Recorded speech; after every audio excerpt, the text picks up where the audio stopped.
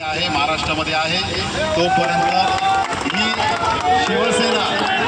शिवसेना जोपर्यंत जिवंत आहे तोपर्यंत मुंबई ही आमच्या हक्काची आहे. मुंबई आम्ही कोणालाही द्यायला देणार नाही, गिळायला देणार नाही.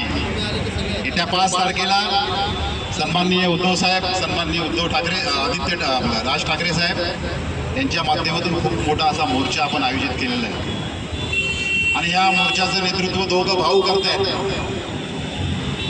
आज हा मोर्चा निघाल्यानंतर सगळ्यांची यांच्या पायाखाली विरोधकांची पायाची वाळू घसरली आहे.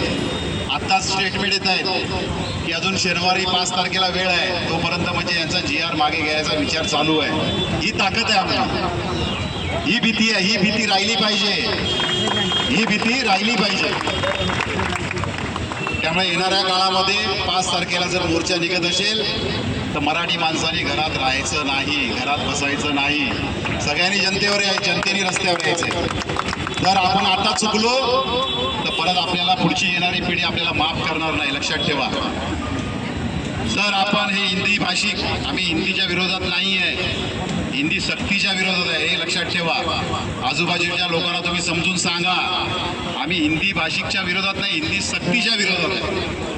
आम्हाला सक्ती नको आहे. ती ज्याला शिकायचं हिंदीमध्ये ते शिकतील. शिक्षण मंत्री काय पहिलीपासून हिंदीमधून शिकून आले होते काय? शिक्षण मंत्री जे बोलतायत ना ते का पहिलीपासूनच हिंदी शिकले होते का? तर नाही शिकले. त्यामुळे ज्याला आवडेल ती भाषा घेईल. मराठी मातृभाषा आपली आहे, पहिली, दुसरी इंग्लिश आहे, तिसरी आम्हाला ज्याला आवडेल ती भाषा घेईल. पण तुम्ही आमच्यावर सक्ती करायची नाही. त्यामुळे 5 तारखेला आपल्याला आपली ताकद दाखवायची आहे. मी परत तुम्हाला सगळ्यांना आव्हान करतोय की मराठी माणूस जर आता चुकला तर त्याला परत माफी नाही. येणाऱ्या काळामध्ये आपल्या मुंबईमध्ये, महाराष्ट्रामध्ये जे उद्योगधंदे असतील त्या उद्योगधंद्यांमध्ये मराठी माणसाला कुठे स्थान राहणार नाही, हेही लक्षात घ्या.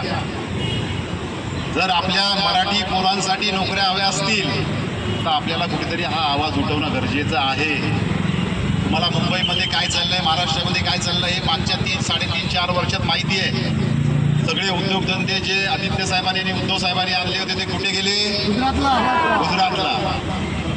जर हे असेच उद्योगधंदे चालू राहतील, यांचे करायचे, तर मला वाटतं मुंबई आपल्यापासून तोडतील आणि ती गुजरातला जोडली जातील. त्यांची जी स्वप्न आहेत की मुंबई ही गुजरातला जोडायची, पण जोपर्यंत ठाकरे बँड मुंबईमध्ये आहे, महाराष्ट्रात आहे, तोपर्यंत हे कदापि शक्य नाही.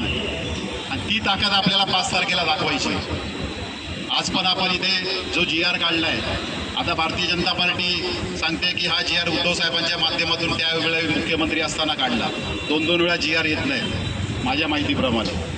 आज त्याचं क्लेरिफिकेशन संजय राऊत साहेबांनी केलेलं आहे. 2 GR कुठलेच येत नाही.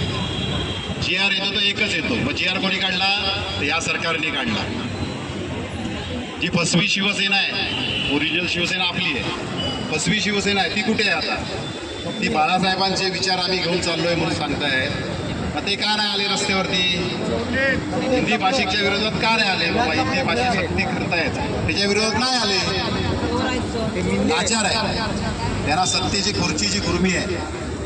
त्यामुळे दिशाभूल करायला खूप लोक येत आहेत. भारतीय जनता पार्टीची दिशाभूल करायची ही पहिल्यापासून सवय आहे. उद्धव साहेब ज्यावेळी मुख्यमंत्री 2.5 वर्ष होते त्यावेळी तुम्हाला सगळ्यांना अनुभव आला होता. त्यांची माकडं कशी टी व्हीवरती 10-15, 20 मिनिटांनी यायचे आणि बाईट देत जायचे. उद्धव साहेबांच्या बाबतीत हनुमान चालीसा कुठून कोण वाचायला येणार होतं तेही तुम्हाला माहिती होतं. म्हणजे असे कुठेतरी ते उद्योग करायचा कार्यक्रम भारतीय जनता पार्टी करते.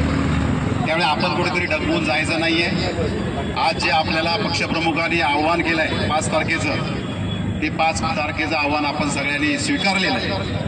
आणि मला वाटतं पूर्ण मुंबईमध्ये नाही, महाराष्ट्रात नाही, पूर्ण देशामध्ये मोठा मोर्चा होईल अशी मी अपेक्षा बाळगतोय. आणि मराठी माणसाची जी ताकद आहे